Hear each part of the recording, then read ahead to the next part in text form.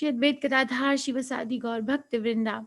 Hare Krishna, Krishna Krishna, Hare Hare, Hare Ram, Ram Ram, Hare Hare. Is my voice okay, Rohan? Yes, Mataji. Okay, Perfect, thank you. Mataji. Okay, Hare Krishna. Okay, so today the summary is of chapter 8. So chapter 8 is called as Akshara Brahma Yoga, or attaining the supreme. So middle 6 chapters summary is going on. That is called as the cream of Bhagavad Gita. First 6 and last 6 chapters are like a protective covering for the middle 6 chapter, because middle 6 chapters from chapter 7 to 12 talk about only pure devotional service. There is no mixture of jnana or ashtang or karma, just pure devotional service. So we'll pay obeisances to Shri Radha Govinda before we start. And this is what we did yesterday. Jnana Vigyan Yoga, knowledge of the absolute. So glories of knowledge about Krishna. And Krishna emphasizes the importance of hearing in first verse itself. So from verse 1 to 1, from verse 1 to verse 3, the knowledge of Lord Krishna's energies, like people say, show me God. So Krishna is showing himself. When you drink water, think that I'm the taste of water. He's so available. Rasahom apsi kondeya. Right? So Krishna told about his energies where we can perceive his presence from verse 4 to 12. Then surrendering onto Lord Krishna, four types of people who surrender and four types of people who don't surrender. From verse 13 to 19. Then demigod worship and impersonalism, a little bit of a preview was given from verse 20 to 25, and then from delusion to devotion. So at the end, Krishna wants surrender. Today's chapter is very nice. Today's chapter, Arjuna is going to ask 8 questions to Krishna.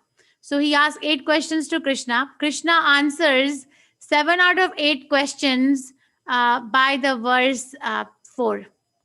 So by the verse 4, 7 out of 8 questions are answered. And then the remaining chapter, basically most of the remaining chapter, Krishna spends time in answering the 8th question of Arjuna, which is, how can I remember you at the time of death? So Krishna, remembering Krishna at the time of death, from verse 5, and it goes on till verse 16, by Yoga Mishra Bhakti, by pure Bhakti. And then Krishna gives a glimpse of spiritual world and gives a comparison of spiritual versus material world. And then ultimately, he again emphasizes the importance of pure devotional service.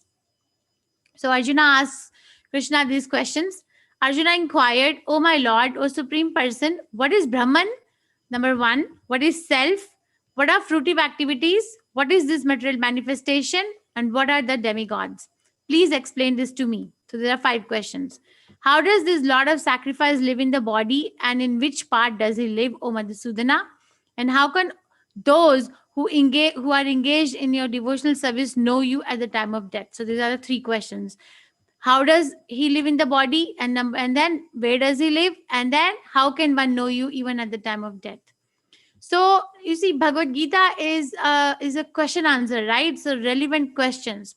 Actually, our whole life is spent in answering questions. Who is the person who is most intelligent amongst? When we say somebody that you're very intelligent, that actually, if you introspect, it actually means that this particular person has answered a lot of questions. So they have a lot of answers which other people don't have. So they are intelligent. But we are constantly asking questions. We are constantly, what time am I going to get up? What time am I going to set my alarm for? Okay, what time I have to get ready? What do I cook? What do I wear? How do I get from this place to that place? All these, minute to minute. What am I going to do after this class? Or what is going to happen in the class? Right? Minute to minute, we are actually answering questions. Questions, and questions. But these are the questions which are very, very relevant to the human body. A person who is in the human form of life must be asking these questions, because the questions about the upkeep of the body, the arrangement is there, the arrangement is there, but we have to make an arrangement as to how to extricate ourselves from this world and go to spiritual world. That arrangement we have to make. Now the question arises, how come Arjuna is asking these questions? Where is this coming from? So it came from these 2 verses in the 7th chapter, from verse number 29 and 30, where Arjuna was saying, Jara marena mokshaya mam ashritaya yatanti ye te brahma tad vidhu kritsam adhyatmam karma cha akhilam. सा आदिभूता आदिदेवं मां साधियज्ञं च ये विदुः प्रयाणकाले अपि च मां ते विदुर्युक्तचेतसः. So see, these words are coming Brahma, Adhyatma, Adi Devam, Adi Yagnam, and Prayanakale. So we made a table just for easy understanding. These are the 8 questions. So Arjuna asks, what is Brahman? And Krishna answers, Brahman refers to Jiva or the indestructible living entity. So the Sanskrit word has many meanings. One word has many meanings depending on the way it is used. So, Brahman word, Prabhupada explains in the first verse, purport of the first verse of 8th chapter, that Brahman means the impersonal effulgence of Krishna, and Brahman also means the living entity, the soul. So, in this particular context, Brahman refers to Jiva or the soul or the indestructible living entity. And Adhyatma, what is Adhyatma? Adhyatma or the control of the body, that's the nature of the self. The self controls the body. Okay, the self controls the body. And then this is a very commonly asked question: what is karma? So, according to Bhagavad Gita, karma is an action that leads to another material body. So, I do a work, whether good or bad, it doesn't matter. But it gives me another material body, which is going to be subjected to birth, death, old age, and disease.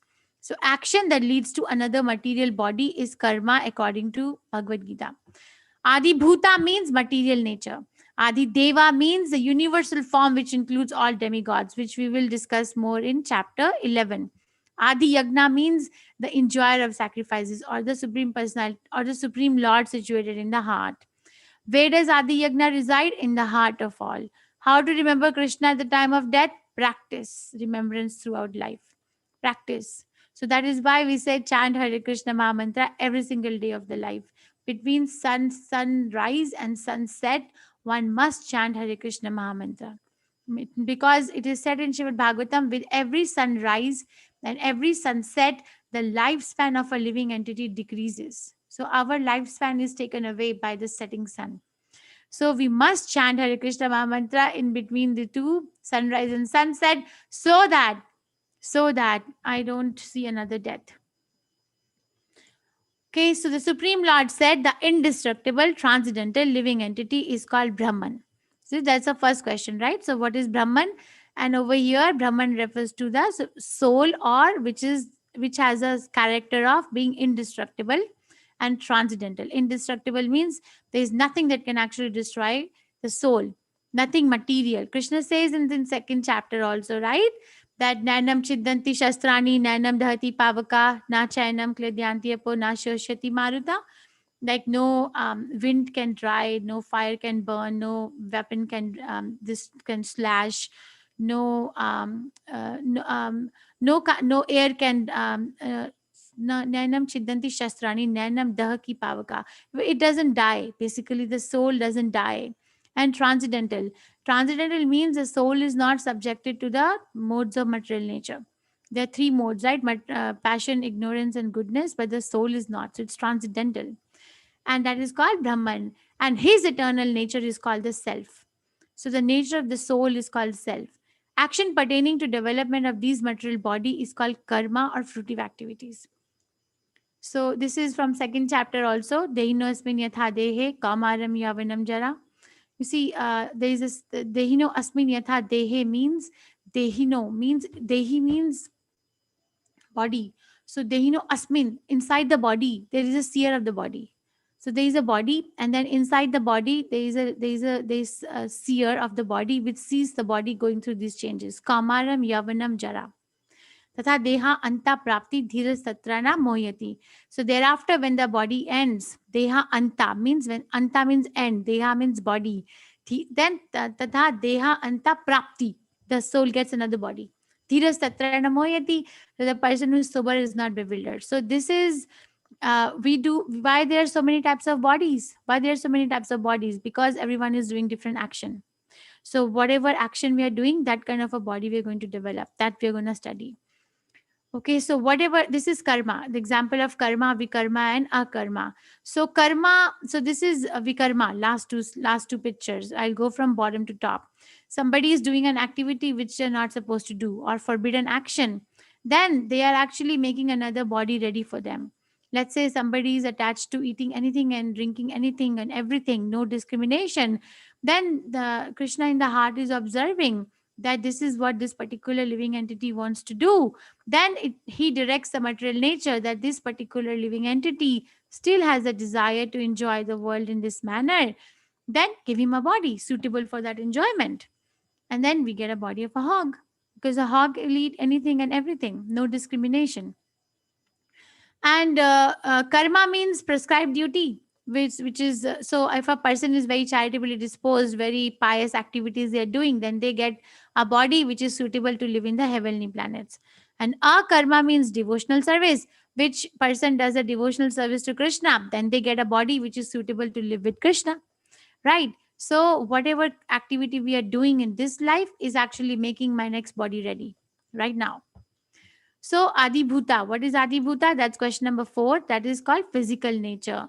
Physical nature is known to be endlessly mutable. We know that it's endlessly mutable. Mutable means it's endlessly changing, right? It's changing. Where somewhere it is summer, somewhere it is winter, somewhere it is spring. It's changing. Or it's rainy, or it's drought, or there is a hurricane, or there is a snowstorm, right? Endlessly it is mutable. The universe is the cosmic form of the Supreme Lord. So this particular universe where we are situated, not only this particular, because this particular universe is only one fourth of what Krishna has really created, but this, but let's say Earth planet, okay, and then there are other planets, sun planet, moon planet, Mars, all these planets, this universe, actually in the universal form of Krishna, Krishna describes that all these planets are part and parcel of his cosmic form. Cosmic form is a universal form, or the Vishvarupa.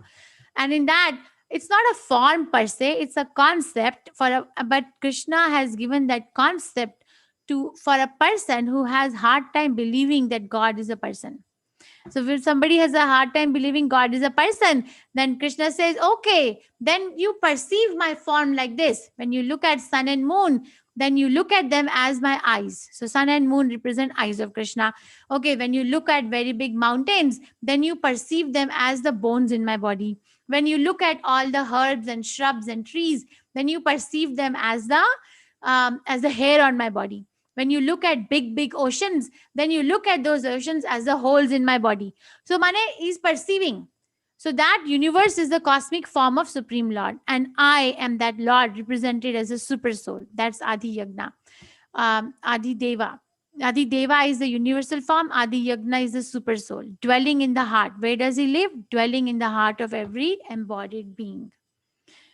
Okay, so and then this is the last question which Arjuna asked, that how to remember you at the time of death.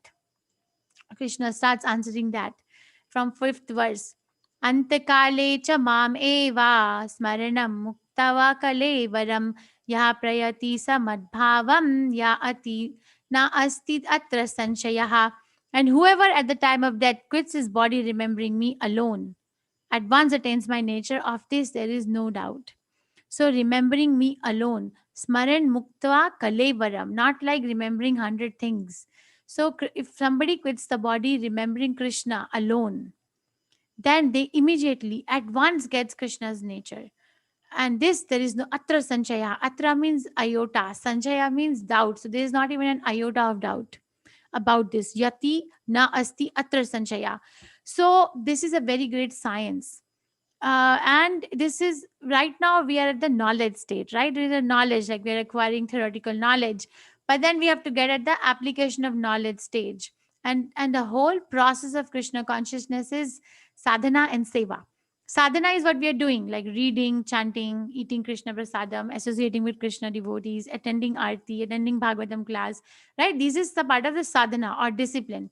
And seva is service. So we have to do both. Like you do something for Krishna. Don't just like sit and don't think that Krishna consciousness is just an armchair philosophy. After you get knowledge, do something about it. So this is an example from Shrimad Bhagavatam, first canto, 9th chapter.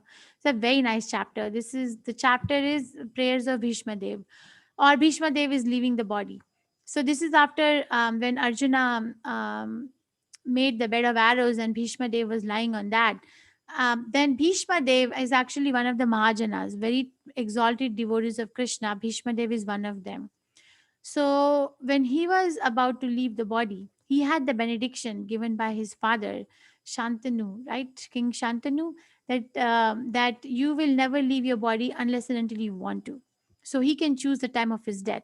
So when he was choosing the time of his death, he requested Krishna that Krishna, I want you to come in front of me. And he requested Krishna to show his four-handed form because that's what Bhishma Dev was attached to. He was attached to the four-handed form of Krishna. And then it says that Bhishma Dev, before he decided, the moment of his passing away came, he was talking to Yudhishthira Maharaj and giving him lots of instructions of how to be a good leader. But when the moment arose, when the sun rose in the northeastern part, when the moment arose, when the moment came, then he fell silent, and the analogy or the simile is given by Vyasdev. I don't know if you have ever had that experience. Early morning, the birds are chirping, like chen chen chen chen chen. Like there's a lot of chirping of the birds going on in the morning time. But in the evening, everybody just falls silent, like the same tree. Morning is like birds are chirping, but evening they're silent, as if there's nothing going on, as if there's a vacuum. So he says, Bhishma Dev was giving so many instructions to Yudhishthira Maharaj, but when the moment came, then he fell silent, as if the birds at the end of the day become silent. And he requested Krishna to show his four-handed form so that he can meditate on that form of Krishna. And Krishna showed, and then he wanted to go over there. But this is, you see, there are blockers, right? Whenever we start something, there are blockers, there are operational blockers, there are emotional blockers. Whenever we start a project or even start Krishna consciousness, we are going to hit some blockers. So this is, shastras talk to us like this. Shastras tell us, scriptures tell us what to do, and they also tell us what not to do. And as you read more, as you discuss more, as you introspect more, as you chant more, you actually get to realize that actually these instructions of what to do and what not to do are to remove these blockers in my journey in Krishna consciousness. So this is from Mahabharat. So what happened was that one time, the four brothers Arjuna, Bhima, Nakul, and Sadev, they drank water from a poisonous lake. So they were going to give up the body because it was poisonous water. And then Yamaraj came to claim the soul. So Yudhishthira Maharaj is Yamaraj's son, right? So he requested Yaksha that please don't take the soul of my brothers.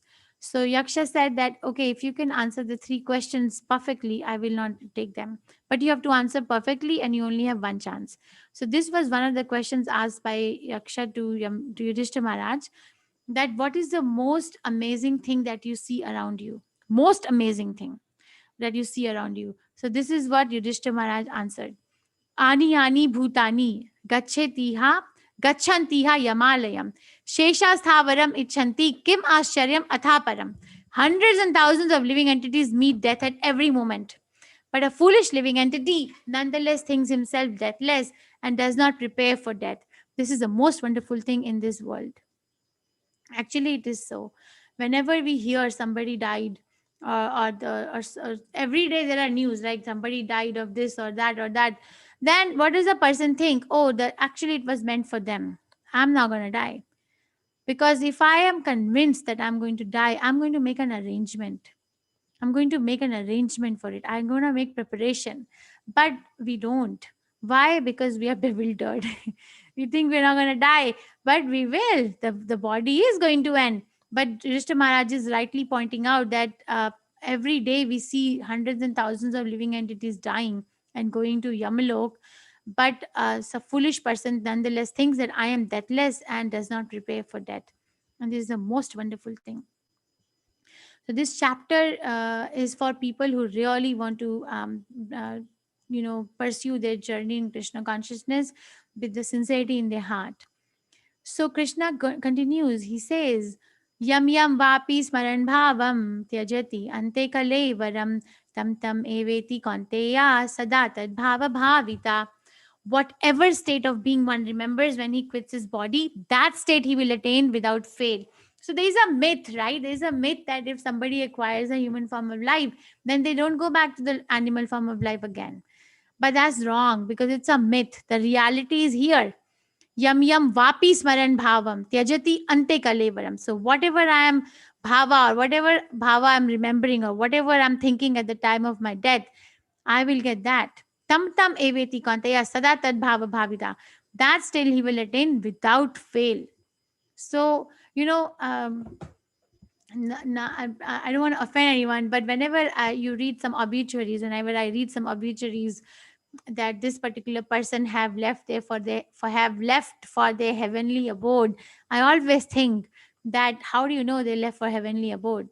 This verse should come. They left whatever they were thinking at the time of their death is where they left, and this is what Krishna says here. This is an example of Bharat Maharaj. See, Bharat Maharaj is at the Bhava Bhakti platform. This is from fifth canto Srimad Bhagavatam. So, Bharat Maharaj, there are 9 stages of bhakti. But Bharat Maharaj was at the 8th stage. That's Bhava Bhakti, means feeling for Krishna, minute to minute. So, he was so much engrossed in Krishna consciousness that he actually retired from his kingdom at a very young age. He handed over the kingdom to his sons and left all the opulences so that he can concentrate more time in Krishna consciousness. So he wanted to live alone. So he came to the forest. But one day, what happened? That near his bhajan kutir, near his hut where he was doing he was trying to cultivate Krishna consciousness, there was a river, and in the river there was a mother deer who was carrying the baby. So there was a loud roaring of lion or some place nearby. The roaring was so loud that the mother deer got so scared that she actually delivered the doe and died. So she passed away because of the fear. And Bharat Maharaj saw that, so he picked the doe up and bring that doe to his hut, and somehow he started caring for it, even though he was trying to do his activities in Krishna consciousness, but he got distracted. And then he was always thinking about it. He was always thinking of its well-being. And one day, what happened? The deer, when it became a deer, grew up and it went in the jungle. It didn't come back in the evening. So Bharat Maharaj was very restless that it didn't come back. So he was going here and there in search of the deer. And then when he left his body thinking like that, you see, he left his body thinking of a deer, he attained the body of a deer. But you see, this is an example for us. Bharat Maharaj did not fall down from his position of Krishna consciousness. Bharat Maharaj did not. Because fall down actually means that we forgot Krishna. Like I was remembering Krishna, but then I forgot. So that is the definition of fall down in Krishna consciousness. He never forgot. But this is an example for us to follow, that even such an exalted devotee will sometimes have to wait to go back to Krishna. So when he acquired the body of a deer, he actually remembered why he became the deer. So he was very serious. In the deer body itself, he was keeping association of the devotees. And then when he left the deer body, he got a human body, just Jada Bharta. Jada means mad. So he was a very exalted person, but he was externally behaving like a madman because he did not want to waste time. So, and then when he left the body, he went to Krishna. So one has to be very, very careful. So Krishna says, "Yam yam yam yam bhavam saram yam yam smaran bhavam atyajati ante kalevaram." Right. So then he continues and says, "Tasmat sarveshu kaleshu mam anusmara yuddhacha mai arpita mano buddhir mam eva ashyasi asanchaya." Therefore, so this verse is starting with the word therefore. We don't start a conversation with therefore unless and until it is a continued context. So it is a continued conversation that Krishna is saying that whatever state of being one remembers at the time of death, that state requires one acquires of this there is no doubt. So therefore, You should always think of me. Sarveshu Kaleshu. Sarveshu Kaleshu is written. Sarveshu means always, not like 1 hour, 2 hour, 3 hour in a day. No, always, even in the deepest of sleep. Kaleshu means time. Mam Anusmara. Anusmara means remember me. Mam means me. Anusmara means remember. Yuddhecha. So this is a very interesting instruction because Krishna is telling Arjuna that you think of me, first think of me and then fight. Same at the same time. Think of me and fight. So one may think that okay, Arjuna is going to fight a war. He has to give 100% concentration in the war, because if he misses even a small point, he may be chopped off. He's in the war field surrounded by the enemies and deadly weapons. But Krishna is saying, first you think of me, then fight. Then Mam Anusmara Yuddhacha. Or at the same time, but the first instruction is Smara, remember, and fight. My arpita mano buddhir, give me your intelligence. Mam evashyasi sanshaya, then you will attain to me without doubt. A sanshaya means no doubt. Sanshaya means doubt. So therefore, Arjuna, you should always think of me in the form of Krishna, and at the same time carry out your prescribed duty of fighting. With your activities dedicated to me and your mind and intelligence fixed on me, you will attain me without doubt. So you see, if Arjuna is given such a strict instruction to remember Krishna, we can definitely do that. We are not fighting Mahabharata. Right? It's not a question. Yes, we are fighting. Living in this world is like fighting a war. I agree with that, but it's not still not literally like Mahabharata, right? So that is the importance. That's the secret of Krishna consciousness, is how to remember Krishna always. And there are so many nice examples given in other scriptures how to remember Krishna, because one may say, I will forget Krishna. Then you remind yourself that you're forgetting Krishna. Be aware of your memory. You see, meditation is already a function of the mind. It's not something new, it's there. But right now, we are meditating on the troubles.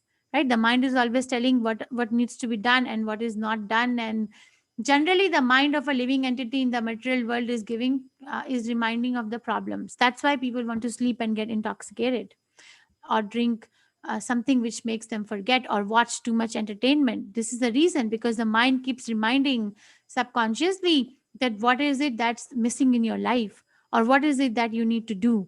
So, but the functionality of the mind is thinking, feeling, willing. It's already there. So the functionality of the mind doesn't need to be changed, but the content of thinking, feeling, willing has to be changed.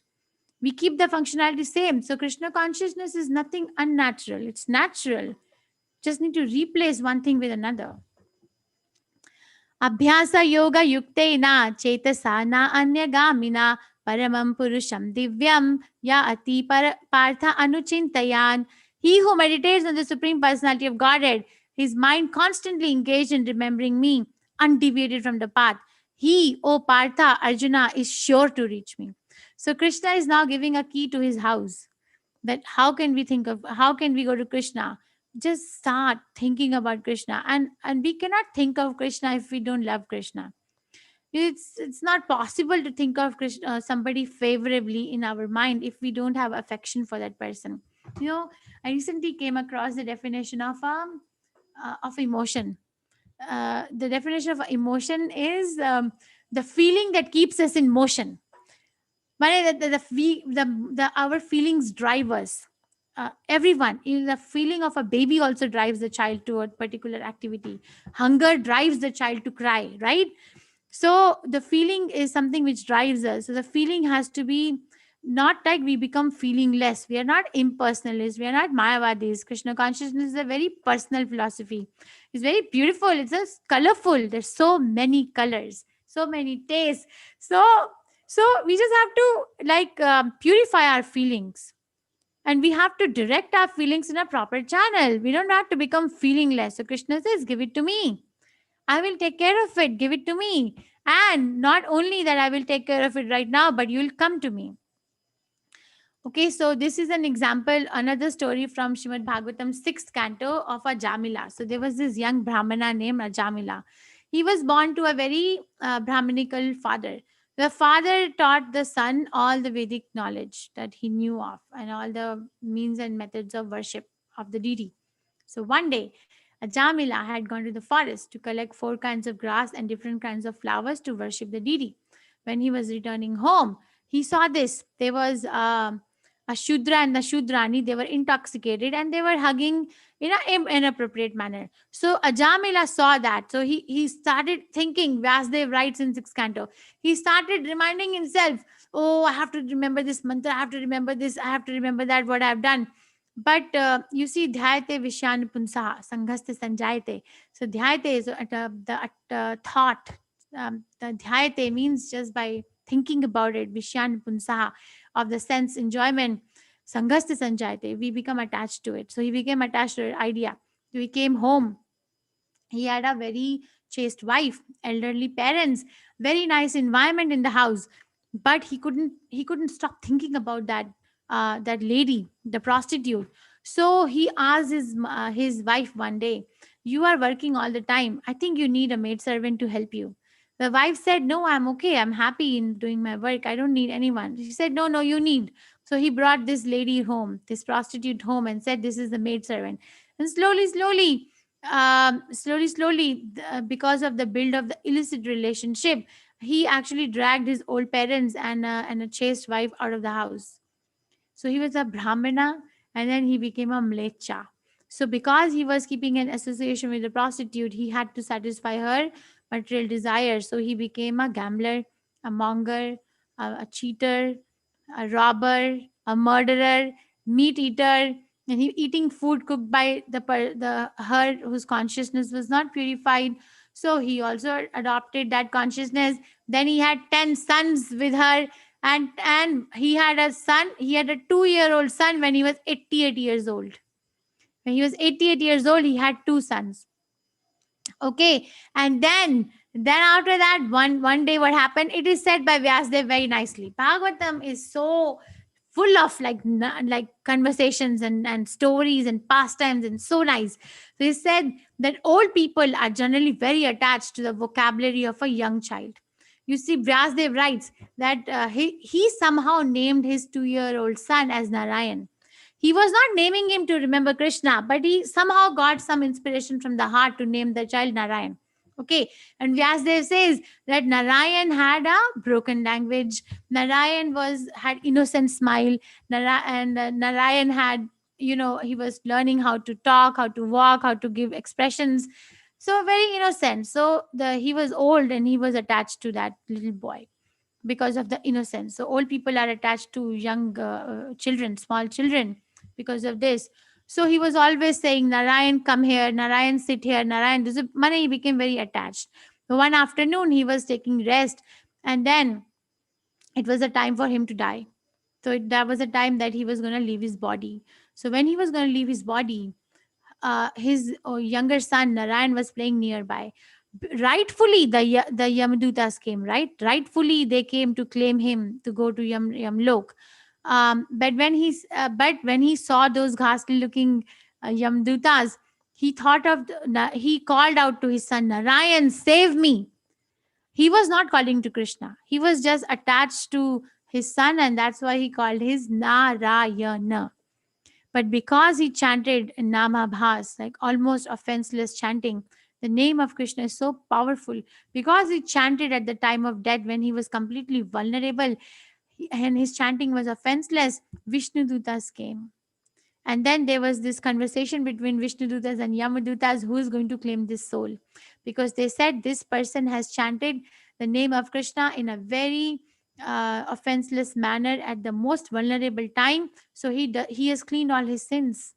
So he does not belong to Yamlok anymore. Prabhupada said, person who chants Hare Krishna in their life never see Yamraj even in their dream. They don't see Yamraj. Hare Krishna chanting is so powerful. Person who are not chanting Hare Krishna Mahamantra go to Yamraj. But a devotee never goes to Yamraj because he's doing his duty.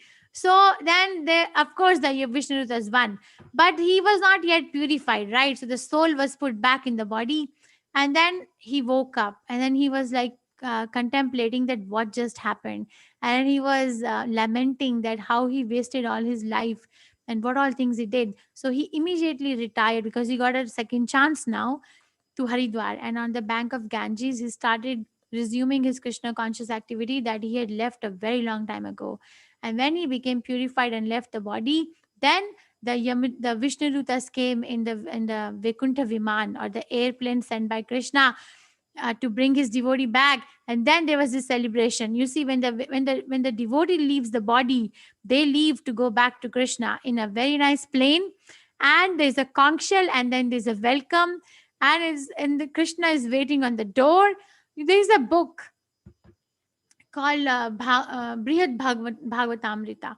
So there's a book, there's a 3-volume book, Brihad Bhagavatamrita. In that book, there is a description of a friend of Krishna who forgets Krishna, comes to material world, and goes around roaming. And then one day he becomes purified and comes back to Goloka Vrindavan. The minute the doorkeepers open the door, now Krishna is pacing up and down, waiting for this friend to come back. He's like pacing. It's written in that book. He's pacing up and down, like, how we, if we are restless and waiting for someone, how we, like, every second will be like a year. So he was pacing up and down, up and down. The minute the door opened and the friend came, Krishna hugged that friend. That, where have you been? So many years have passed. So Krishna, even though we may think that Krishna has so many devotees, why will he think of me? But Krishna thinks of us. That's why he gives us all these things, right? So Krishna gives us this secret that how we can think of Krishna. So he says one should meditate upon the Supreme Person as the one who knows everything, as he who is the oldest, who is the controller, who is smaller than the smallest, who is the maintainer of everything, who is beyond all material conception, who is inconceivable, and who is always a person. He is luminous like the sun, and being transcendental is beyond this material nature. So basically, Sham Sundar Roop. It is Venum Kalantam Aravinda Dalaya Taksham Baraham Asham Tamasitam Buddha Sundarangam Kandarpakoti Kamaniya Vishesha Shobham Govindamadi Purusham Tamaham Bhajami. So this is from Brahma Samhita, where Krishna's form is described by Lord Brahma. Venum Kalantam, a form of Krishna which is holding a flute. Aravinda Dalaya Taksham. Mane, the color of the body is like a is similar to the cloud which is laden with rainwater. So the cloud which is laden with rainwater, that cloud color is the color of Krishna's body. Barham Ashamtam Asitam Buddha. Mane, the body of Krishna is bent at 3 angles. Sundarangam is very, very beautiful. Kandarpakoti Kamaniya Vishesha Shobham. In material world, Cupid enchants everyone, but millions and millions of Cupids are enchanted by Krishna's body. So Kandarpakoti Kamaniya Vishesha Shobham Govindam Adipurusham Tamaham Bhajami. To that supreme personality of Godhead, Govinda, I offer my humble obeisances. So personality. There is a form which is described. How can we say Krishna is formless? So all the exalted devotees are actually are actually big devotees of Krishna. Lord Brahma meditates on Mahavishnu. Lord Shiva is always sitting on meditation. Who is he meditating on? Sankarshan form of Krishna. They have no problem in accepting Krishna as the Supreme Personality of Godhead and loving Krishna in that relation, and Krishna also loves them. But somehow we have a problem. Says, what is the benefit of knowing Krishna? Mam upetya punarjanma dukha alayam ashashvatam na apnuvanti mahatmanam samsiddhi paramam gatam. Okay, let's do this. You can write to me in the chat box. Tell me some words which start or end with the word alayam. You see, alayam means a place, right? Like Vidyalayam. So write me some words in the chat. What are some of the words that you can think of? Alayam. So far, no one has written, or I haven't received anything. Devalayam. Okay, yeah, that's a temple. Very nice. Someone else? Generally, you can write to me in the chat. Himalayam. Ram Alayam. I don't know what is Ram Alayam. Mantralayam. Okay. Aradhyalayam. Krishnalayam. Bhojanalayam. Very nice. Yes.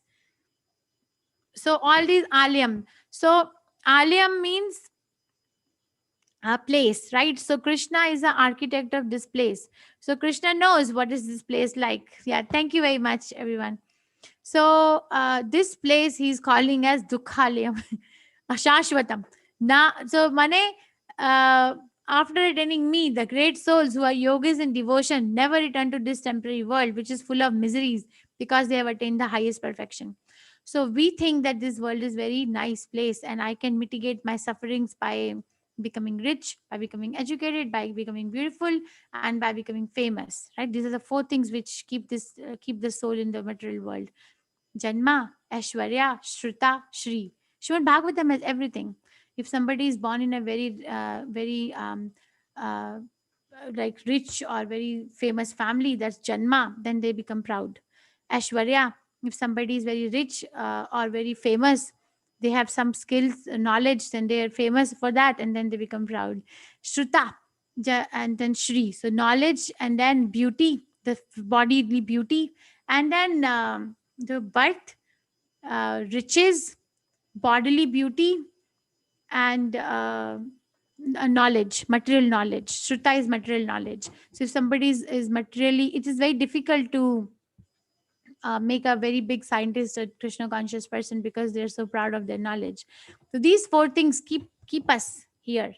And Krishna says, one may think that I will, it's very hot, okay, I will become very rich man, and I will buy a house which is centrally temperature regulated, and I will sit in that house. So okay, we can sit. Then am I not going to die? No, then also I'm going to die. Ultimately, the one devotee told me one time that ultimately the enjoyment of this world can be compared to this.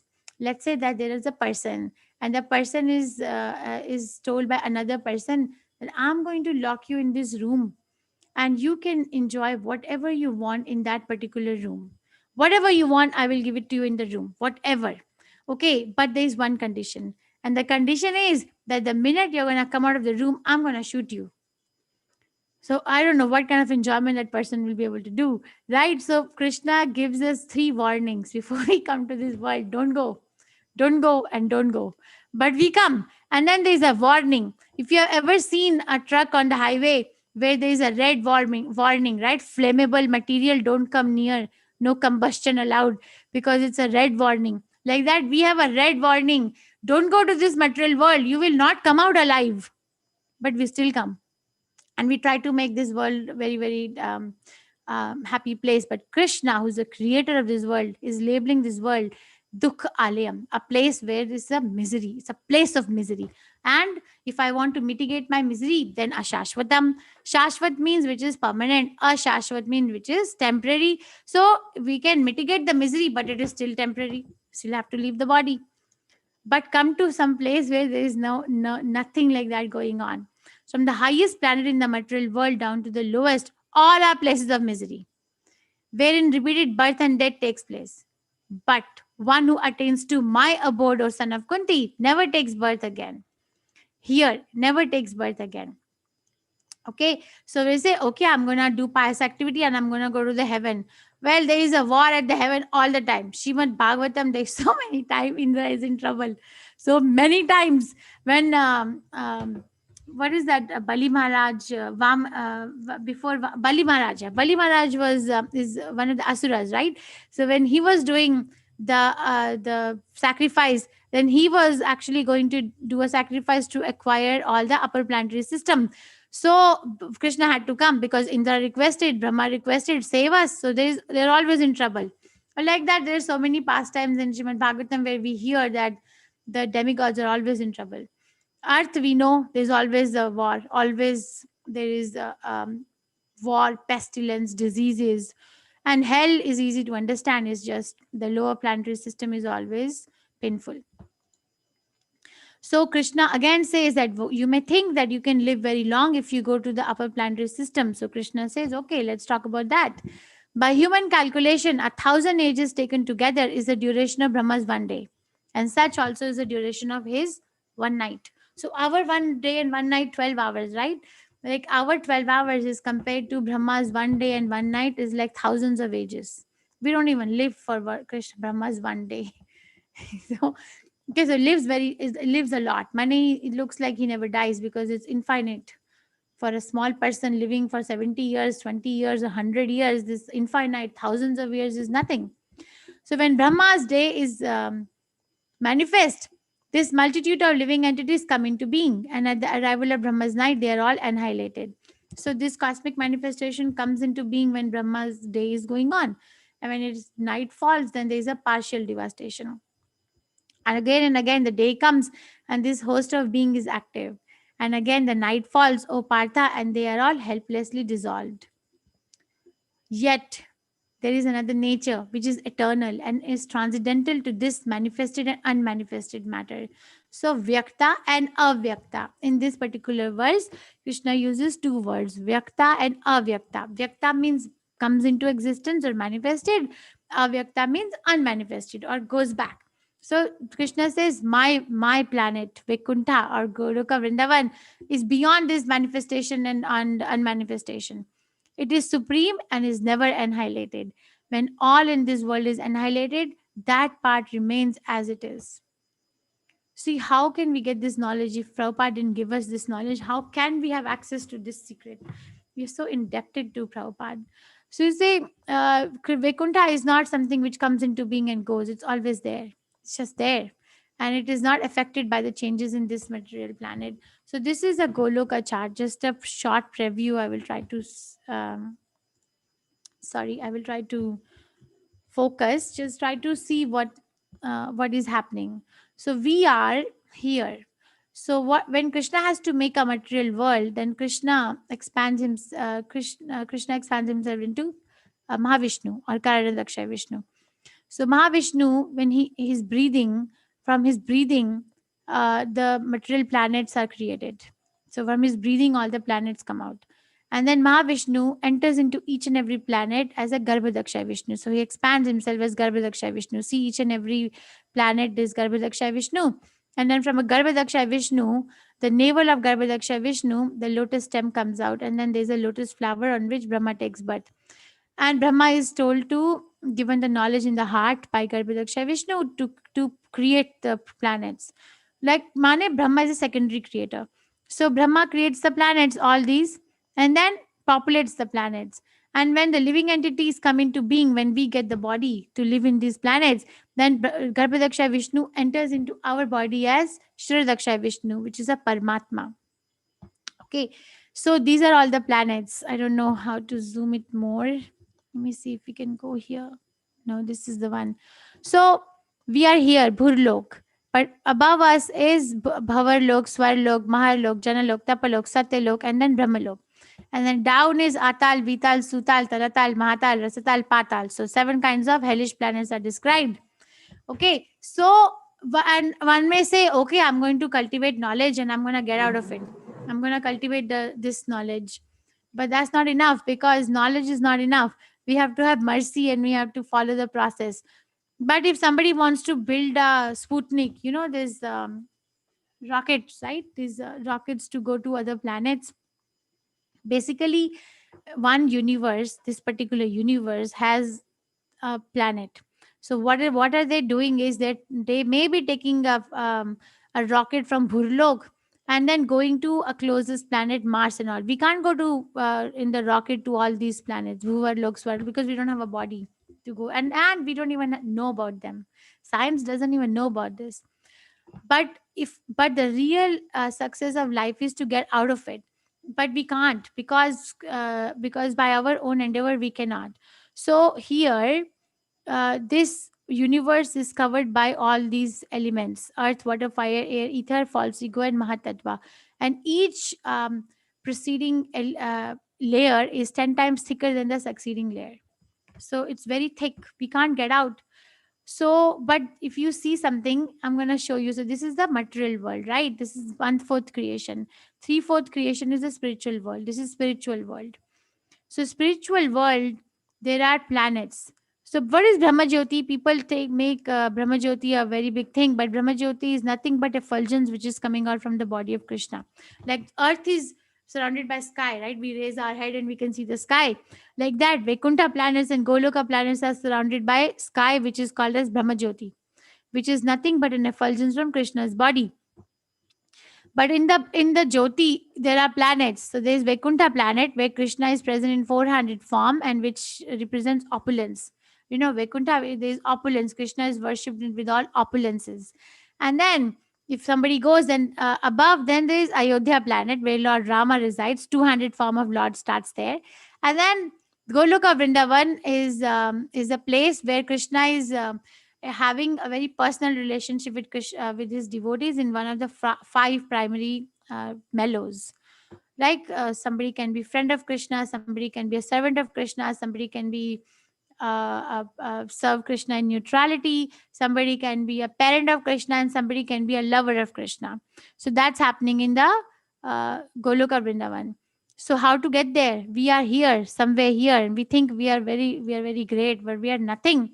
So if you see this string, you see this string going, and it is, if you catch this string, then that string takes us to the spiritual planet. So this is actually the sound vibration. This is Hare Krishna Mahamantra, which is coming from Goloka Vrindavan. Golokera Premadhana Harinam Sankirtana. So Goloka Vrindavan, the origin of Hare Krishna Mahamantra is from Goloka Vrindavan. So when somebody catches that sound vibration, then they can go to the spiritual world. So sound is so strong. Sound is the reason for the creation. Okay, so this is just a short review. Sorry. And then what is happening in Goloka Vrindavan? I said, like, right, there are five primary mellows. The five mellows, somebody is serving Krishna in neutrality, like river serving Krishna, so that Krishna death gets pleasure by looking at the clear water of the river. Or animals are serving Krishna very passively. Or somebody is friend of Krishna, or somebody, or Mother Yashoda is mother, so she's in Vatsalya Ras, or Arjuna is Sakhya Ras, friend, or Dasya Ras, somebody servant, and Shanta Ras, neutrality, and then highest is conjugal love, which is Madhurya Ras. So this is one alvar from Ramanujacharya Sampradaya. Prabhupada translated King Kulashekara's prayers in a book called Mukundamala Stotra. And this is one of the prayers that Prabhupada quotes a lot. Krishna Tvadiya Pada Pankaja Panjararantam Adeva me Vishato Manasa Raja Hansa Prana Prayana Samaye Kafavitta Payo Kafavatta Pittehe Kantavarodhana Vidhau Smarana Kutaste. Oh Krishna, please allow my mind to immediately yield to your lotus flower like feet, just as the flamingo enters into the labyrinth of the lotus flower stem. When at the moment of my last breath, my throat becomes constricted by the action of bodily humors, air, bile, and phlegm, how will I be able to remember you? You see, this is how a devotee prays, that that because at the time of death there is so much pain, and hardly a voice comes out. There's so many secretions. So how can I think of Krishna? How can I say Hare Krishna when I'm dying? So he's praying to Krishna, let me leave my body now when I'm healthy. It's a very elevated stage. We cannot copy them. So Krishna ultimately, this is the final verse. Don't leave, because I have a very nice video today. So Krishna says, therefore, Vedeshu Yagneshu Tapasu Chaiva Daneshu Yat Punya Phalam Pradishtam Atyeti Tat Sarvam Idam Viditva Yogi Param Sthanam Upeti Cha Adyam. A person who accepts the path of devotional service is not bereft of the results derived from studying the Vedas, performing austere sacrifices, giving charity, or pursuing philosophical and fruitive activities. At the end, he reaches the supreme abode. So you say, Prabhupada writes in the purport that Arjuna is a grahastha, so he's supposed to do some sacrificial rituals, right? Sanskaras. So he met Krishna is telling, just do devotional service to me, think of me, war, fight, and give me your intelligence, give me your everything. So Prabhupada writes that Arjuna may think that, but what about studying the Vedas? What about performing austere sacrifices? So Krishna is able to understand Arjuna's mindset, and then he says, you see, a person who is accepting this path of devotional service is not going to be bereft of the results derived from studying the Vedas, performing austere sacrifice, or giving charity, or pursuing philosophical and fruitive activities.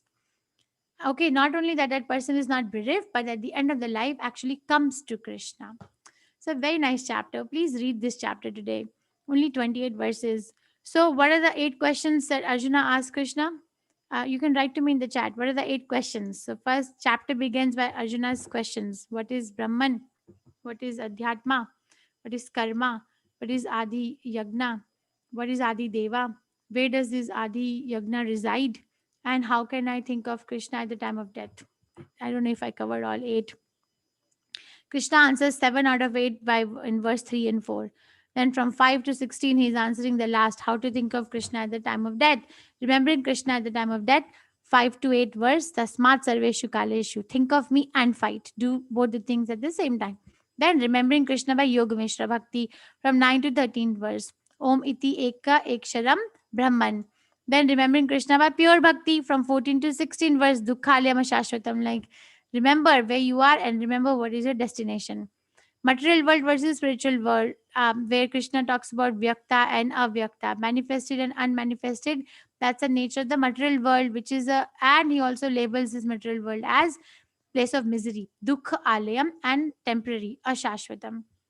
And then he talks about the spiritual world, where I showed you the Goloka chart from verse number 17 to 22. Parastasmatu bhav anya. Then supremacy of pure bhakti in attaining Krishna from verse 23 to 28. Atyatitat sarvam idam viditva. Okay, I'm going to show you one video which was made by the devotees in Bhaktivedanta Research Institute, United Kingdom. Okay, enjoy. This is from Srimad Bhagavatam, 3rd canto, 31st chapter. The chapter name is Movement of the Living Entities.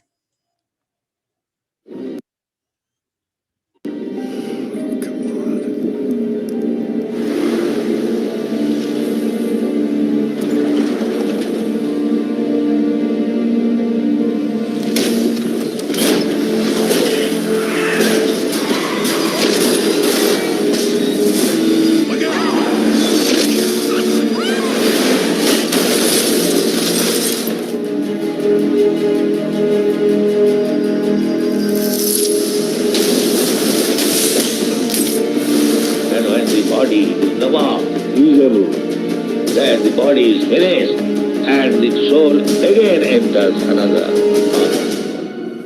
This is called transmigration. What is the next body you are going to get? You must have information.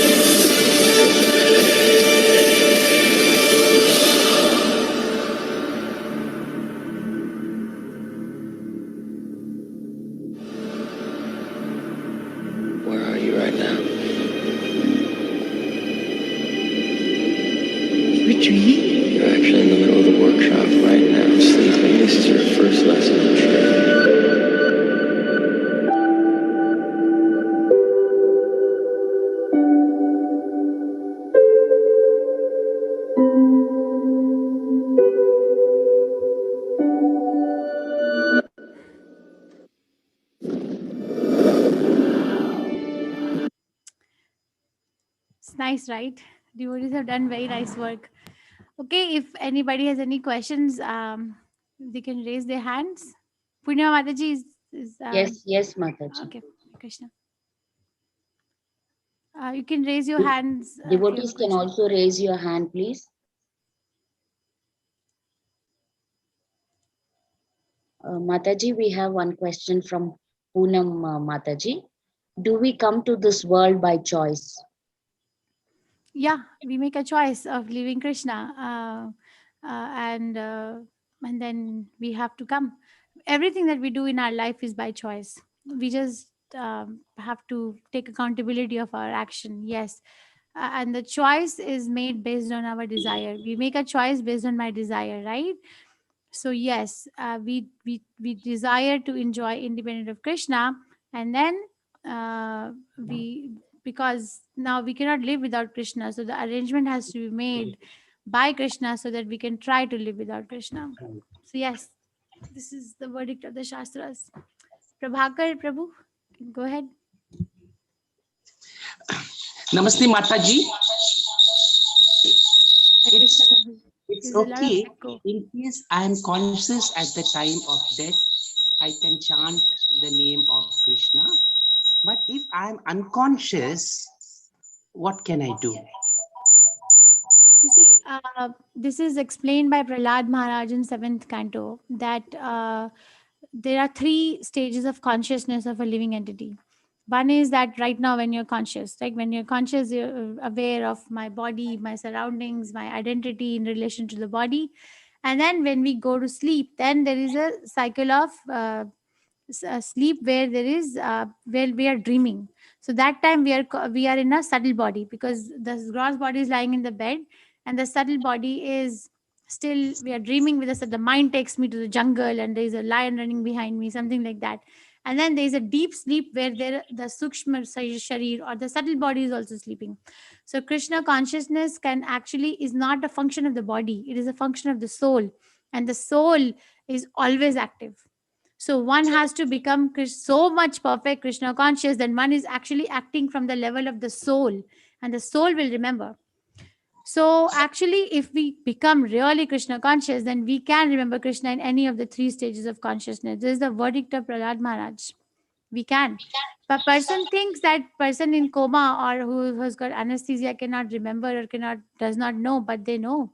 We just don't know how they know, but we can know. They know. Okay, so practice Hare Krishna Maha Mantra, and practice prayer, and of course, rendering service to Krishna and his devotees. Help us to come to the level of the soul. Okay, thank you, Prabhuji. Hare Thank Krishna. you. Thank you, Mataji. Padma Mataji. Hare Krishna Mataji, please accept my humble obeisances, Mataji. The question I have is, Mataji, so when the the next birth, right, child enters into the mother's womb, when does the soul get into that? Soul enters the womb, Mataji. Is it from the day one, or is it like in a? Did you understand my question, Mataji? I got your question, and the answer is there in the video itself. And 3rd canto Srimad Bhagavatam, 31st chapter, 1st verse. I'll show you the verse. So you see, the matter is dead. The body is a dead lump of matter. The natural inclination of the body is to decay. This is explained in 10th canto Bhagavatam also, that the natural inclination of the body is to decay. For example, if somebody is not brushing their teeth, the natural inclination of the teeth is to decay. If somebody is not making their hair, naturally they become matted. Somebody is not cleaning their skin, then naturally the skin will look dirty, because that's a natural inclination. But after the matter is a dead thing anyway. It is the soul that makes a matter living. So a soul enters the body and the body looks like it is living. When a soul leaves the body regains its position of being dead. So without the entry of the soul, there is no body. So it actually, the soul enters, and that is why there is a body. So I'm going to show you this reference from the same chapter that we saw the video from. Mataji, so you go to 3rd canto Srimad Bhagavatam, you go to 31st chapter. And so Lord Kapila's instruction of movement of living entities. The first, maybe you can only read this if you can, if you don't mind reading it for all of us. The personality of Godhead said. Mataji, you're there? Padma Yes. Mataji? uh, Oh, she's muted. but she's Mataji. mute. Yes, I'll do. Mute. So the personality of the Godhead said, under the supervision of the Supreme Lord and according to the result of his work, the living entity, the soul, is made to enter into the womb of a woman through a particle of male semen to assume the particular type of a body. Okay, so you On got the your first, answer. So you got your oh, answer. So the first dates. yeah, all these bodily secretions are just the vehicle that the soul is going, right? But it's just Mhm. it's just like a vehicle. Like you take a car and you drive, but you don't become a car. So like that, the soul takes this, enters this secretion, and then the secretion mix, and then the body is formed because of the presence of the soul. So from the very beginning, the soul is there. Somewhere in the instructions I read, in the 5th month, the soul enters the body. Until then, the soul is not there. So that's why I was a little confused, Mataji. I think this I understood, but somewhere I read or heard in the 5th month it's come. So that's why I was asking. Maybe I was mistaken. I'll refer again, Mataji. I don't remember where I heard, but Oh, thank you, Mataji. Hare Krishna. okay. Thank you so Okay. much. I don't know what happened to my screen. Okay. Any other question? Ashwati Mataji. Um, Hello, Hi, Krishna Mataji. Hare Krishna. Actually, my question is, I want to know the origin of the soul. Like in chapter 2, Krishna says that the kings, you and me, were already there from starting. So, what is the actual origin? Like, how did even the soul form? 10th chapter, 8th verse. Bhagavad Gita, 10th chapter, verse 8. He says that, right? Aham sarvasya prabhavo matta sarvam pravartate iti matva bhajante mam buddha bhava samanvita. So aham sarvasya prabhavo means that I am the origin of everything. Matta sarvam pravartate, everything is coming out from me. So the origin of the soul is from Krishna. Like for example, if a child wants to know who are the parents, where are the child coming from, so the parents will say, we are your parents, you came from us. Right? Like that, the parents tell the child that you are our child. So the child knows that I belong to this parent. Here Krishna is telling that you come from me. So soul comes from Krishna. Simple. 10.8, Mataji, you can go and refer. Then, how did Krishna come into being, like his super The soul? Krishna is there. You see, if somebody else brings Krishna into being, that means that thing becomes superior to Krishna. Right? If somebody else is a cause of Krishna, then that thing is superior, because that's a cause of Krishna. But Krishna is Ajo. Krishna is Ajo, means unborn. Krishna is a Sat, always there. There is no time factor. We should not try to understand Krishna with our experience, because Krishna is not in the domain of our experience. You see, in English language, the word vocabulary is only between the word A to Z, right? All the vocabularies are between these 26 alphabets, right or wrong? Yeah. So similarly, Prabhupada explains in Sanskrit, all the vocabularies in Sanskrit language are between A and Ksha. But Krishna is referred to as Adhokshaja, beyond this vocabulary. So if you want to understand something which doesn't belong to this world, then you have to go to that person. Don't be like a Dr. Frog. You know Dr. Frog's story? Prabhupada talks about this. Yes or No, no? I don't Also, know. there was this Dr. Frog who was living in a well. And then he had a ocean frog, the frog who used to live in an ocean.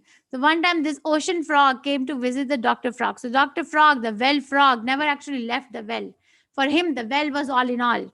So the ocean frog came and they were talking, and then the Dr. Frog, the well frog, asked the ocean frog, how big is your house? So he said, very big. How big? Is it 2 times of my well? He said, no, very big. 10 times of my well? No, more big. Well, how big can it be? 10 times of well is very big. His mentality was not able to go beyond his well.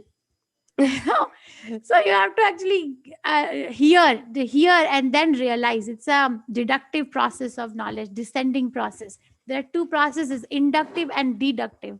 In material world, we emphasize a lot on inductive, but it is actually a deductive process. It comes down. parampara, it gives, and then you realize it later. Okay. Hare Thank Krishna. you, Mataji. Hare Krishna. Mataji, any more questions? Samidha? Samida Sharma? Mataji. Am I audible? Yes, Yes. Mataji.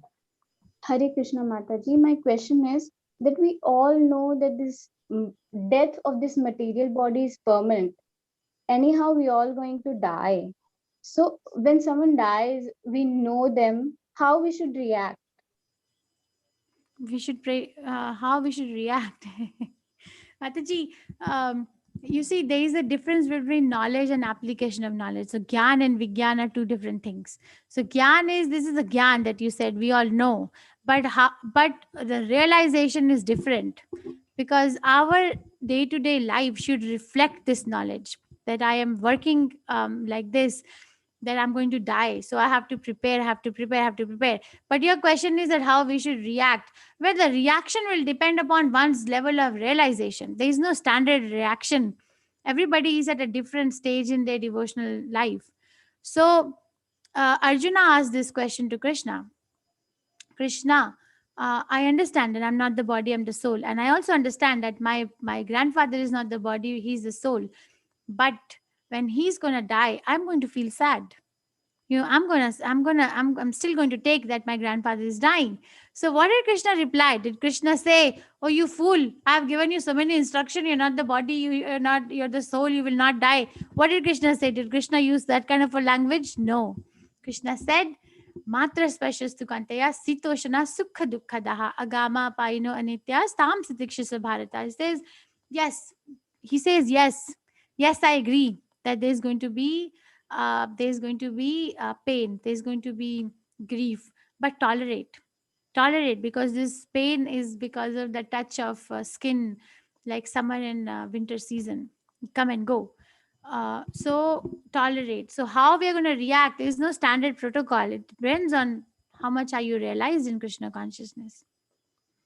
So is it okay to not feel sad knowing that it was going to happen someday, somehow? Mataji, I don't think that with the very fact that you're asking me this question, is it okay? So it actually means that we are not at a level of Mahabhagavata, right? We are not at that level. So to understand our adhikar, Krishna consciousness, we are trying to make our relationship with Krishna. And whenever there's a relationship, do you know the 5 ways of a working relationship? There are 5 ways which are needed in a relationship that works. Let me see if I remember. One is acceptance, another is appreciation, another is affection, attention, and alliance. So these are the 5 ways. So acceptance, right? So acceptance means that I accept the other person and the other person accepts me. So over here we're talking about I accept Krishna and Krishna accepts me. So there's a relationship. But it also means that I also accept my own self. So we have to accept that what kind of a Krishna consciousness, what level of devotional life am I in? Accept it. That okay, if I'm feeling sad, then we have to process the grief. What happens is that if we don't to accept ourselves in that okay, I'm feeling sad, then what happens is that we cannot process our experience. Mataji, so much trauma is going on in the world. What happens? People move, the experiences are there. Let's say somebody faced some trauma in their childhood, whatever, physical, mental, or emotional, whatever trauma. Okay. And then they become adult, but they still cannot forget that. They cannot. Why? The time has passed, the body has changed, the situation has changed, but why can't they forget that? Because they never process that experience. So be true to your own self. Okay, we have to be very, very true to your own self. That what is the level of realization that you are at. If you feel sad, then accept that I'm feeling sad and work with that, rather than saying I should not feel sad. There's no point. Repression, what will repression accomplish? Go and read 3rd chapter, I think it's verse 16 or maybe 14. What can repression accomplish? Krishna says there. So don't try to repress. I don't know if I answered your question. I'll think about it more. Thank you. Okay, Hare Hare Krishna. Krishna. Vaishnavi. Mataji, this question is what is the best way to being in Krishna consciousness? Is it bhakti or seva? It's the same thing, right? Bhakti is a broad category which includes seva. Bhakti is not inertia, is activity. Uh, somebody is talking like Arjuna. So Arjuna is taking Krishna consciousness as inertia, inactivity. Bhakti means work, your devotional service. Prabhupada gave this as a devotional service. You're serving in devotion. Both. So if your question is how do you start, then you start with tongue. Chanting Hare Krishna Mahamantra and eating Krishna Prasadam is the start. And then hearing about Krishna. Okay. Yes, Mataji. Mataji, this question is from Vasudev Prabhuji. Mataji, can you please explain the chronology of Hare Krishna Mahamantra? Who gave it from Goloka to us? Chronology of Mahamantra from Goloka. Well, Krishna, when the creation started, then you have to read first canto Srimad Bhagavatam, a whole first canto, because whole first canto is about the creation of the material world. And second canto, chapter 4, 5, 6, 7, and third canto, where this is a description of time. So I'm giving you that reference. And then over there it is described that the creation of the material world was from a sound. Sound came first. So this Hare Krishna Mahamantra has come from, it's there, it's avyayam, it's imperishable, it's always there. But it comes to the material creation at a material world at the time of creation. But there is a punchline here. You see, we are in a golden Kali Yuga. We are in a Kali Yuga in which Chaitanya Mahaprabhu came. Chaitanya Mahaprabhu comes once in a day of Brahma, and a day of Brahma is somewhere like 4 billion, some 864 million, something like that years, our math. And Mahaprabhu comes once in such a day. And when he comes, then that Kali Yuga is called as Golden Kali Yuga. So we are actually in a Golden Kali Yuga because we have access to Hare Krishna Mahamantra. Hare Krishna Mahamantra is not available in all Kali Yugas. It's available in this cycle. And Chaitanya Mahaprabhu brought it back from Goloka Vrindavan. The question is not clear to me, so I don't know. Whatever I knew, I said. If he's here, he can raise his hand and reaffirm. Yes, Mataji. Mataji, this question is from Kanaka Mataji, and could you please elaborate on what is Vaishnava Nama Aprada is? So holy name, when we chant holy name of Krishna, we commit 10 kind of offenses to the holy name of the Lord.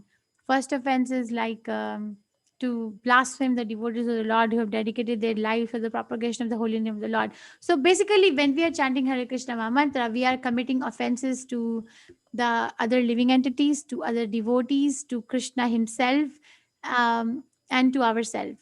So when we are chanting with offenses, that kind of chanting is called Nam Aparad.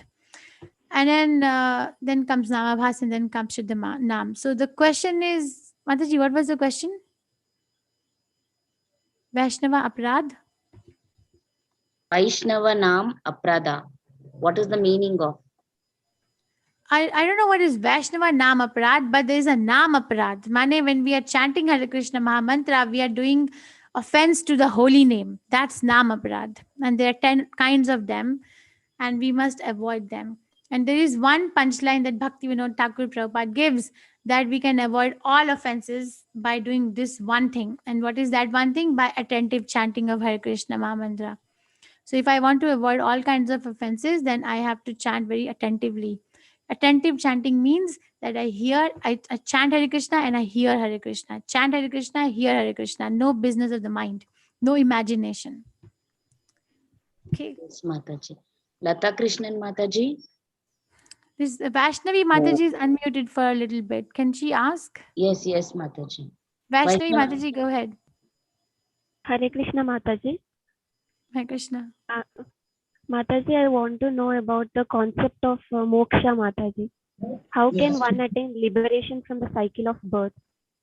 The whole chapter was about that, right? That by becoming Krishna conscious, when we are living, we practice how we are going to die. Like, for example, Mataji, if you have a very big exam coming up in the college or school, are you going to wait till 1 hour before the exam to start reading, or are you going to prepare the whole year?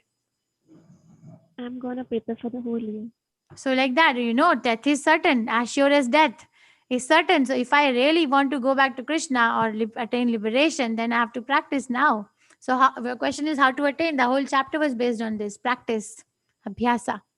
Practice chanting Hare Krishna mantra. Practice what is going to happen at that time. Okay. Okay, See, Mataji. Krishna consciousness is not difficult. People think that there is going to be some secret answer, but the answer is simple. Okay, Hare Krishna. Mataji. Okay. Hare Krishna. Mataji. Lata Krishnan Mataji, you can. Hare Krishna Mataji. My Hare Krishna. question is, how do I remember Krishna always in my life? Being in this world with the duty of our prescribed duties, home work, everything dedicated to Krishna. Everything is doing. How do I do this? It's a very nice question, Mataji. So there's a scripture called Bhakti Rasamrita Sindhu.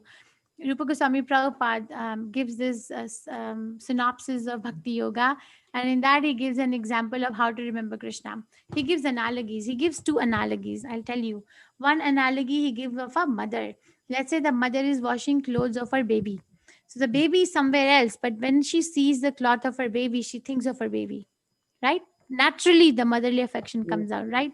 So like that, we have to have stuff in our house which can remind me of Krishna. I look at the stuff and I think, okay, this is Krishna's. Okay, and then the other analogy that Rupa Goswami Prabhupada gives is that of a woman who has an extramarital affair. So a married woman, but she has a paramour outside of the marriage. So Rupa Goswami Prabhupada wrote this scripture over 550 years ago, but the example is still valid and will always remain valid. Says, okay, that lady who has a paramour, she will be very vigilant and very constant, very, very attentive to her duties in the house. But in the back of her mind, she's always thinking, when is she going to go and meet her paramour, right? So like that, we have to develop that kind of an attachment that I'm doing this so that I can get to my Krishna conscious activity, so that I can do this. Okay, and there's one devotee who told me once that there's a difference between Van and Bhavan. So a house where there is no Bhagavan, that house is like a forest, Van. And if there is a house where there is Krishna, then that house is like a bhavan, like the place where Krishna lives. So, like for example, Mataji, in our house we put pictures of our family, vacations, and our children have won medals and trophies and certificates. Everything is scattered, right? Clothes, everything is kept in a manner that actually reminds me of my family, right, Mataji? Yes. So like that, you have to put something there that actually reminds me of Krishna, that actually this house belongs to Krishna. Yes. Okay. Yes, Mataji. Yes, Mataji. Thank you so much, Mataji. Hare Krishna. Thank you. Hare Krishna. Manju Prabhu, Hare Krishna, Mataji. Hare Krishna. Mataji, see, all my life I've grown up listening that universe is formed of Brahma, Vishnu, Maheshwar. Okay, so I have a clear idea Vishnu and Brahma. So what is who is Maheshwar? What's his role, and who is his other form of Vishnu? Or I would want to understand. Prabhu, you have to read 8th chapter Bhagavad Gita, 2nd verse. In the Okay. beginning itself, Prabhupada talks about administrative demigods and primal demigods. I'll show you. Anyway, to answer your question, see, Vishnu, so let's say that you are in your house. You live in your house in a particular fashion, right? There's a particular manner that you live in your house. But do you live the same way, or do you conduct yourself the same way when you go to work? Do you dress up the same way as you dress up in your house at the place of your work, or is it a different conduct? It's completely different, yes. But you are the same person. Yeah, I'm the same person. Okay, so like that, when Krishna has to create the material world, meaning he has to do some job or he is in office, then he assumes the form of Vishnu. So Vishnu is Krishna in office. Mhm. Okay, so Vishnu form is not there in Vaikuntha or Goloka Vrindavan. We don't get information. We get information of Vishnu form of Krishna only in the material world. So the creation of the material world. So Krishna comes to office in the form of Vishnu, like you wear your suit boot and go to office. Later Krishna comes as Vishnu and makes his material world. And then Krishna never comes alone. Krishna is always surrounded by his devotees. So Brahma comes So Brahma is a secondary creator. He's given knowledge in the heart. And then Lord Shiva, under the supervision of Krishna, is responsible for destroying it. So everyone. Okay. Okay. Okay. Got it. Hare Krishna. Thanks, Mataji. Shubhra Mataji. Hare Krishna, Mataji. Hare Krishna. Mataji, there's somebody asked, like, when does the soul leaves the body? Okay, I think Leaves from the body? When does somebody leaves the body or enters the body? Enters. no, like when somebody dies, it leaves Ah. the body of the deceased person and it enters somebody else's body. So somebody raised a question, when does it enter? I think, Mataji, by watching your video, I I got to know, like, it enters the sperm of the speck in a sperm. I think, is this the time that the soul enters the body of the So person? your question is, if you allow me, may I edit your question a little bit? Yeah, for my sure, own sure. understanding. Okay, Yes, so ma'am. the question that you're asking me is that when does the soul enter the body in the process of forming a body, right? Not Yes, leaving the like body. in the video, I thought like I got the information. It enters it's a speck which enters the sperm. Mataji, no, I want to connect to your question because you started your question at when the person is dying and leaving the body. So I'm saying, I think your question is that when somebody's body has been formed, like a body of a baby has been formed in the womb of a mother, then when does the soul enter the body? That's your question, right? No, Mataji. Mhm. My question was like the person. What I got to know from the video was that the soul enters as a speck in the sperm, like while forming the embryo. Okay. I mean, I have to go to the video. I don't know if I can watch the video again. And my question, okay, we are still in a dilemma, like where it. The second question is like, why is there so much of leniency that only, like, if you are not Krishna conscious like your whole life, and on your deathbed you are chanting the Maha Mantra and Krishna rescues you, like then तो I will be, I said, अरे चलो मौज करते हैं, सब वो करते हैं, जब मरने टाइम हम कृष्णा को याद करेंगे. Okay, so the first question was that when the Mataji, I gave example of, let's say you are going to go somewhere in your car, right? So you will, the car is a vehicle. You don't become car when you enter the car. Do you become car? No, Mataji.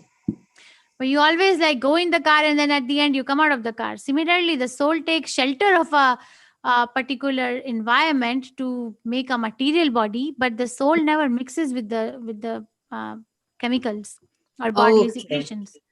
Okay. And the other thing is why, you see, we cannot question Krishna. Krishna is Abhigyana Swarat. You read first canto Srimad Bhagavatam, first chapter, first canto, first verse. So Abhigyana Swarat means he's completely independent. Our independence is dependent. My independence is a dependent independent. For example, one may say, I'm an independent person. I earn my own earning. Well, how come? First of all, you are dependent on the university to give you the degree. Then you are dependent on some person or to give you a job, or somebody wants to start their business, then they're dependent on some land or some resources, right? There's a dependency in our independence, right or wrong? Very, very true. Yes. But Krishna's independence is not like that. Krishna is completely Abhigyana Swarat. He's completely independent. We cannot say, Krishna, why are you acting like this? He's acting like this because he wants you at any cost. At any cost, he wants you. You say his name no matter what. Krishna is very merciful. This is a mercy manifestation of the Supreme Personality of Godhead. Putana came to kill Krishna, right? She came with the poisoned milk. And Krishna took it that she is my mother and gave her the position of Mother Yashoda. Well, she came because she came to Krishna and because she offered the milk. Krishna extracted the best out of the person, the best. So we cannot say why, because his independence is not like mine. And why not? Why not? Who else? And what have I done that I will ever go to Krishna? What have I done actually? If you literally think about it, what have I done to be able to go back to Krishna? If it is his mercy that he will take me back. That Okay, is so his we should love be for thankful. us. Yes, it is the Yes. unconditional love. Mane, it's not dependent on a condition that what you did before, what you did now, okay, done. I'll take you. That is why his supreme soul line.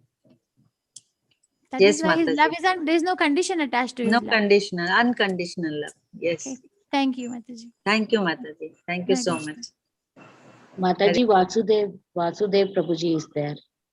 Vasudev, Who Behre, who asked Prabhuji, yes, about the Prabhuji. Goloka. Yes. Yeah. Yes, Prabhuji. Hare Krishna Mataji. Hare My Krishna. question was like the Gita was there always. Similarly, the Hare Krishna mantra is always there. So for the Gita, we have been told the flow that it has come from Krishna. Then he told it to the Vivaswan sun god, and then it came to Manu, and it got forgotten. And again, Krishna took the form of Krishna, and he has dictated it to Arjuna. Similarly, the Hare Krishna mantra has been there always.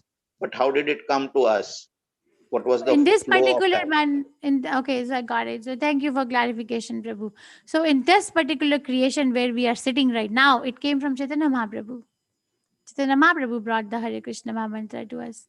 He propagated the Sankirtan movement in the whole world. Okay, thank you. Okay, okay, Hare Krishna. Hare Krishna.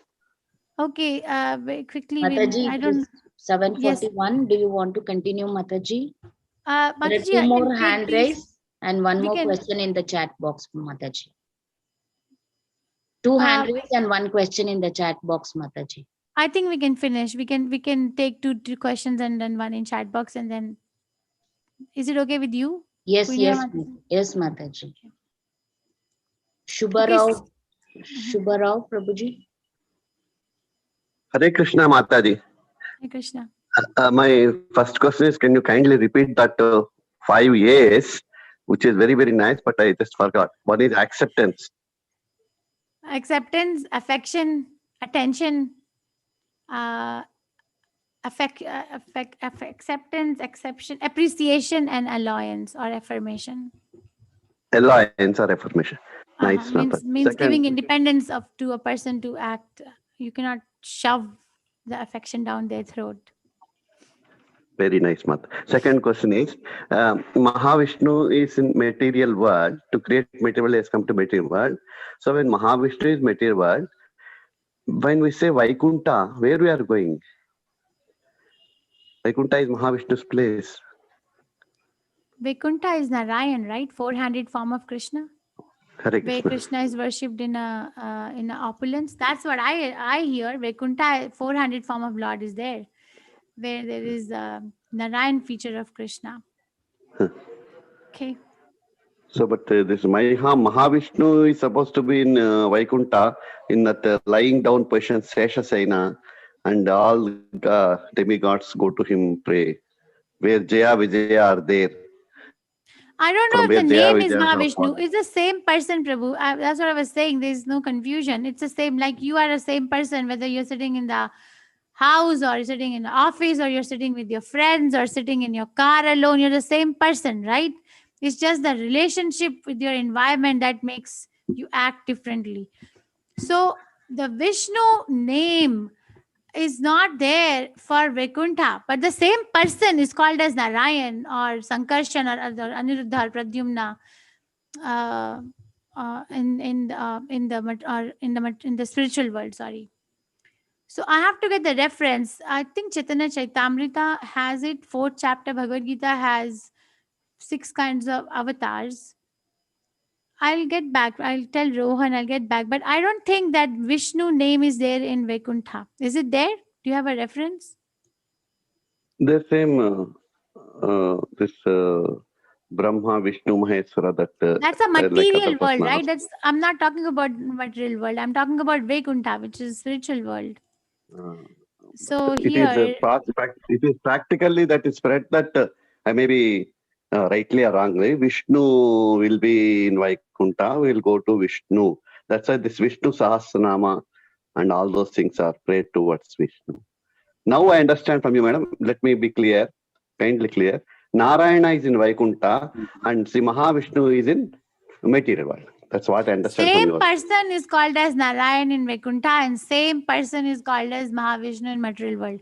For example, if you are a doctor, you will be called addressed as Dr. Rao in the house, but in the hospital. But if you're sitting in your house, your children are gonna call you daddy or papa, right? They're not Right, gonna okay. call you. So same way, the same person is called as something else. The person is same. Okay. Good example. Incidental, I'm a doctor also. So Okay. thanks a lot. Yeah, Thank Krishna. Vitoba Prabhuji. Oh, he's muted. Oh, sorry. Oh, he's muted again. Mataji, sorry. Mataji, I'm so sorry. You have to also. Mataji is not actually. Has come from the hospital and she has to go and have her dinner also. No, don't worry. Let's just finish the last person. Yes, then. yes, ma'am. Anything. Go ahead, Prabhu. Can you hear me, Mataji? Yes, Mataji. Hare Krishna. Hare Krishna, Mataji. Actually, when a person dies, the soul, they say it goes to the Pitru Loka. And after, certain time, the God chooses when the soul has to enter another body. So we have to give some, we should pray for our forefathers. We have to give that and all during that Amavasya day and all that to Pitrus, they say we should worship Pitrus. But then you say that once the soul gets away from one body, it enters another body which is already prepared according to its karma. So is there a Pitru Loka, whether we should follow that or what is my question, Mataji? Okay, so what's that shloka in 7th chapter? There's a shloka in 7th chapter which explains that Pitriloka, whatever you're thinking, Mataji, if you're worshipping Pitras, then you're going to go to ancestral planet. If you're thinking of demigods, then you'll go to the demigod planet. If you're thinking of Krishna, then you go to Krishna's planet. No, not that what we are thinking, Mataji. They say my father, when he dies, he is in Pitru Loka, so I should do some offerings to him so that he is there comfortable. Otherwise, it is not proper when our forefathers go, we should think of them and do some this. After that, only they enter another body or something like that, according to their karma. Is that so? Mataji, you're asking me two different questions. First, you asked me that when a person dies, then their soul goes to Pitraloka. And the second question is that should we do the oblations to our ancestors? Yes, Mataji. So I'm asking you the first part of your question. The first part of your question is that where does the soul go when the soul leaves the body? The soul goes whatever the person is thinking at the time of death. That's where soul goes, right? That's number one. Number two, should we offer oblations to our ancestors? Yes, we should offer our oblations to our ancestors. What kind of a oblation? Vishnu Prasadam.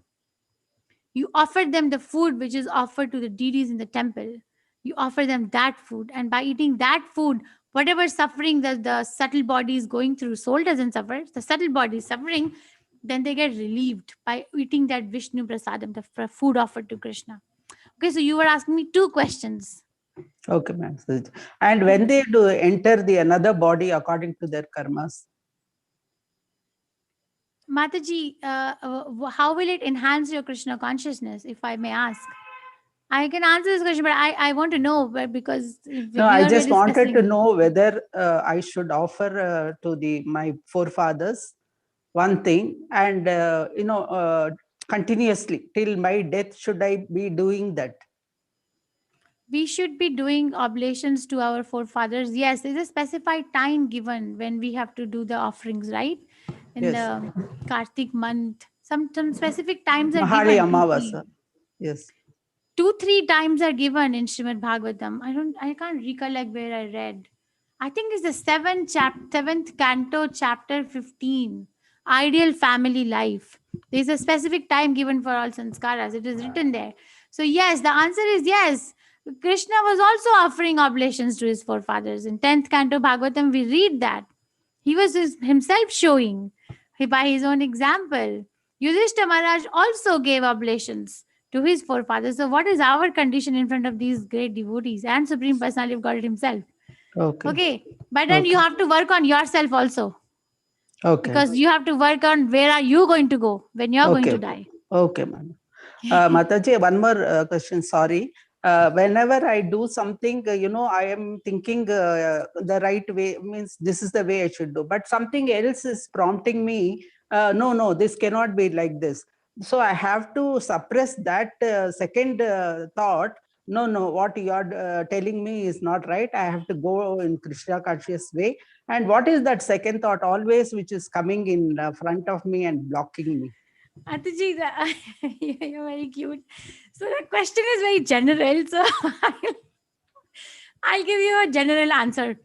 Mataji, if you really want to make a decision, then you have to approach an authority, because we are marginal potency of Krishna. We are in the margin.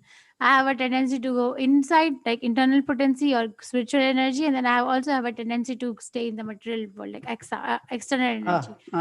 So that's why we need somebody who can help us, right? We need, like right now you're asking me, and then how do I know? Because I've heard from my spiritual master.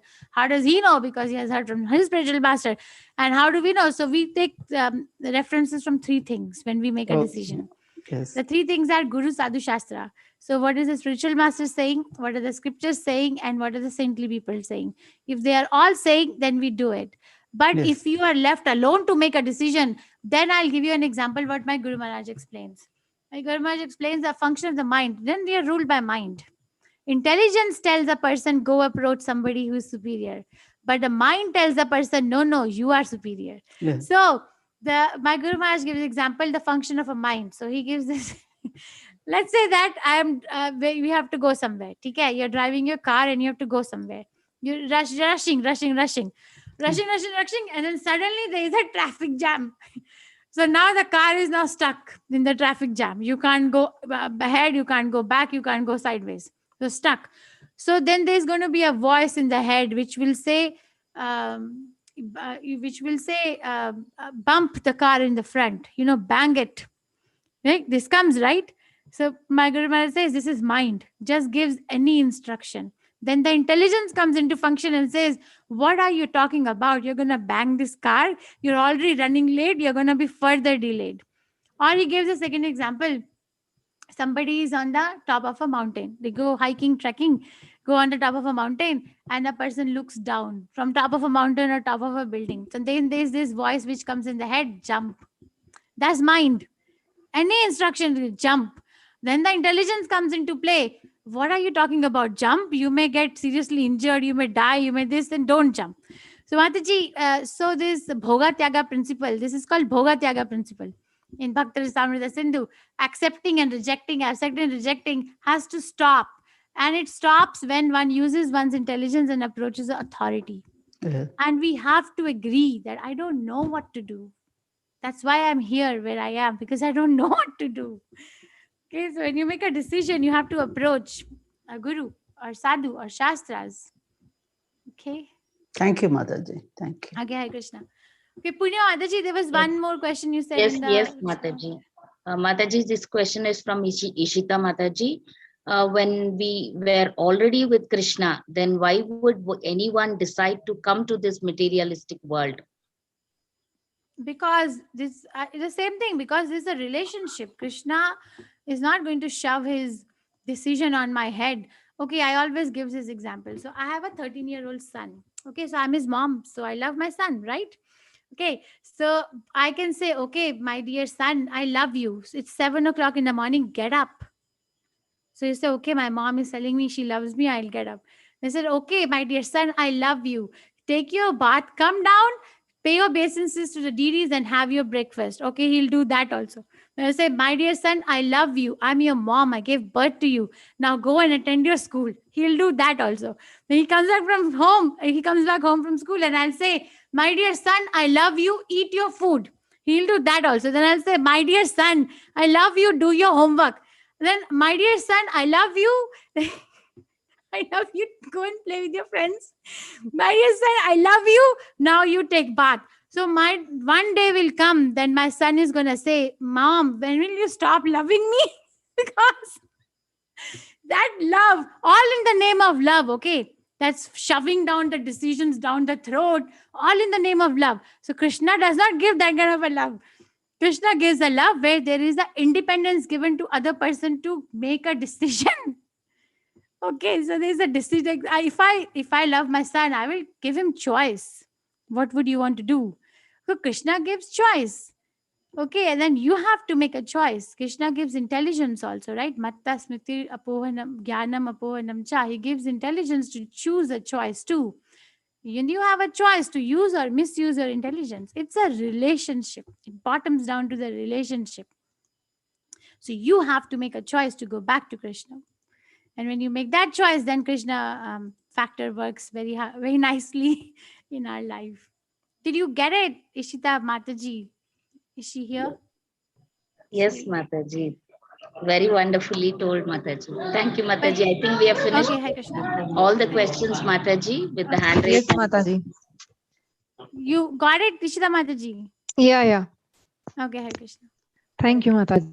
Thank you. Okay, Hare Krishna. Thank you, Purnima Mataji, and thank you, Rohan. Thank you, Thank you, everyone else. Mataji. Okay, Thank you, Mataji, for taking your time out. Thank you, Mataji. Thank you, Mataji. Pancha kalpatarubhyasya kripa Hare sindhubhyam Krishna pattanam Mataji. pavanam. Thank Hare you. Krishna, Mataji. Thank you. Hare Hare Krishna, Mataji. everyone. Hare Krishna. Hare Krishna. Thank you, Hare Mataji. Krishna. Thank you Hare for the Krishna. wonderful Thank you. session, Prema Mataji. Wonderful session. Thank you so much, Mataji. Hare Krishna. Wonderful session.